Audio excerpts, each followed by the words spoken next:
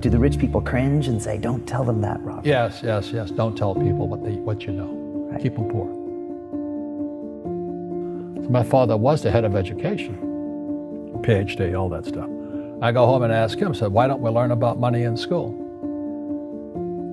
And he looked at me and says, because the government doesn't let us teach that subject. The government tells us what we can teach and what we can't teach. And I thought that was strange. And I said, but aren't we going to school to learn about money? He says, no, your job is to get a job. I said, but you get a job to earn money. He goes, no, you're supposed to just get a job. And I went, no. Isn't the purpose of a job to earn money? He goes, you're correct.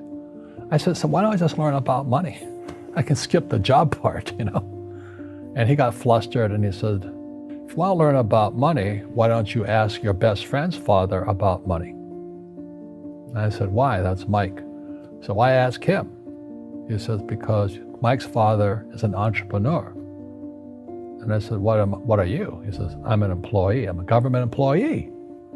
I went, oh, what's the difference? He says, the difference is an entrepreneur must know about money, or they're no longer entrepreneurs.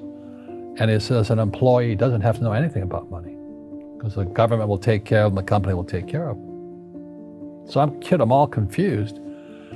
But I took my dad's advice and I trundled over to Mike's father's office and knocked on his door and I said, hey, I'm here, 9 years old. Teach me about money. He says, beat it, kid, you know. But that's where the story of Rich Dad, Poor Dad started. And finally, through persistence, my rich dad started teaching me about money on one condition. And that condition was he would never pay me. He says, the moment I pay you, you think like an employee. He says, that's the trap. Entrepreneurs work for free. And now I'm 9 years old, my head's going cracking in half. He says, you never want a paycheck. You understand that, kid? I said, okay, I got it. And he says, well, how do I make money? He says, that's what entrepreneurs figure out. It's like, so how do I learn about money?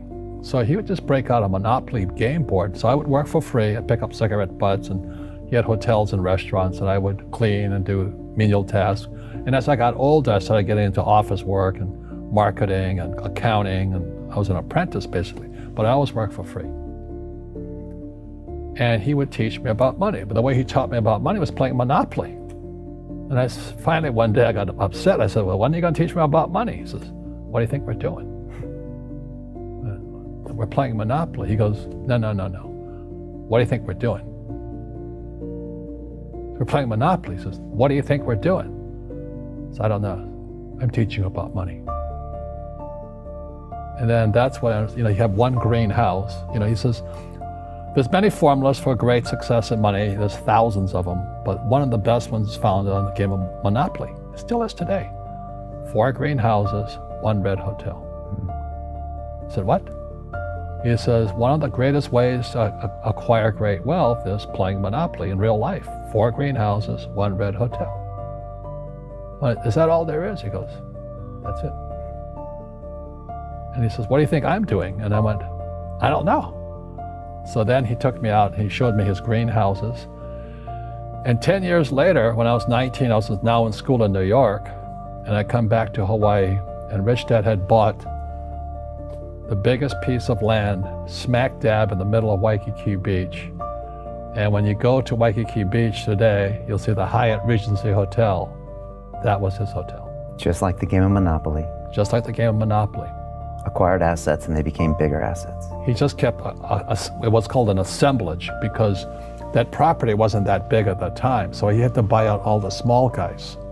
Because Waikiki was a little dirtwater little town.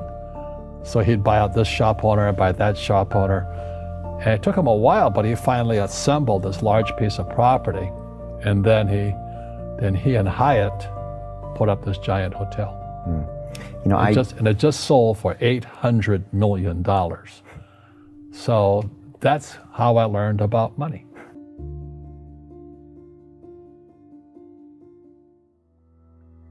I've had financial crashes. I've had people stab me in the back, but they're all good because I grow from it. That's spirituality. Right. People who are afraid of making mistakes, like they teach in school, they don't ever grow. Because spirituality is there's good and there's bad, there's right and there's wrong, there's up and there's down. Most people only want to be right, they only want to be positive.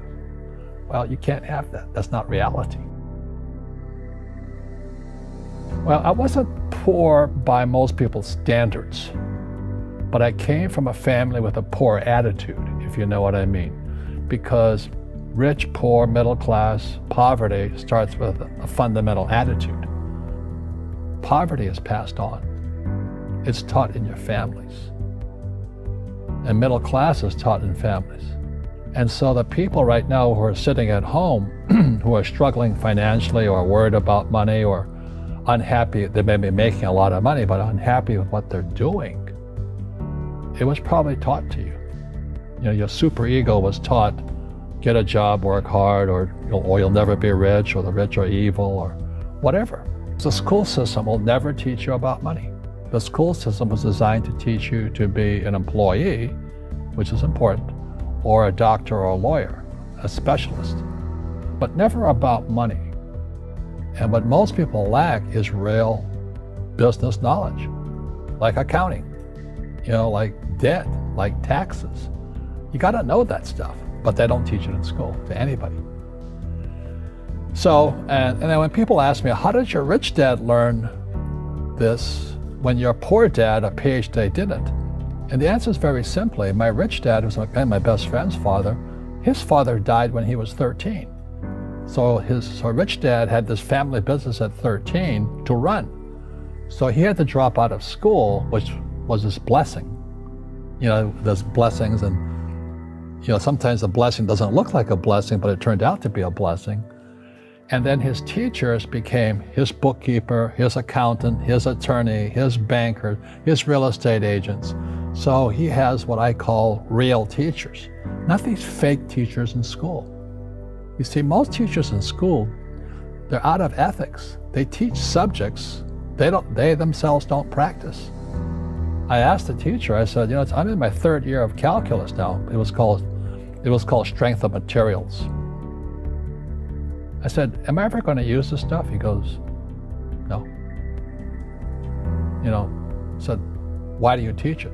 He says, because I get paid. I said, do you ever use it? He goes, no. And that's why, you have to, in life, one of the things I suggest to people, you got to find a real teacher versus a fake teacher.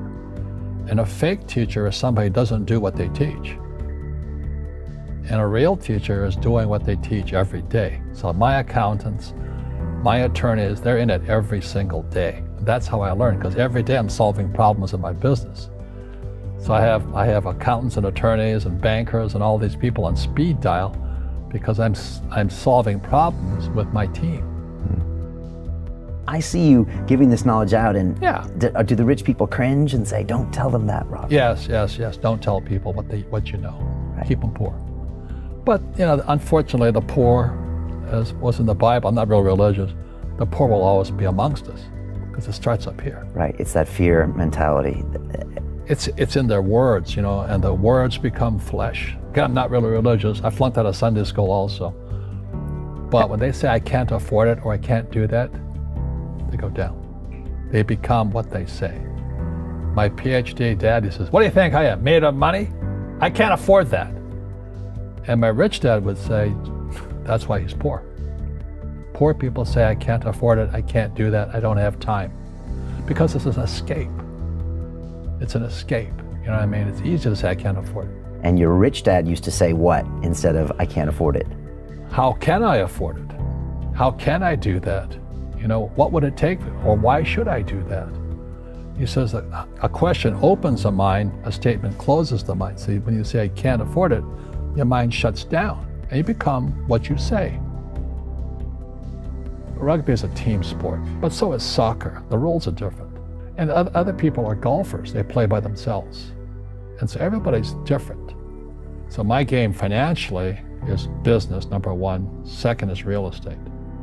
So what I say to young people is, you find your game.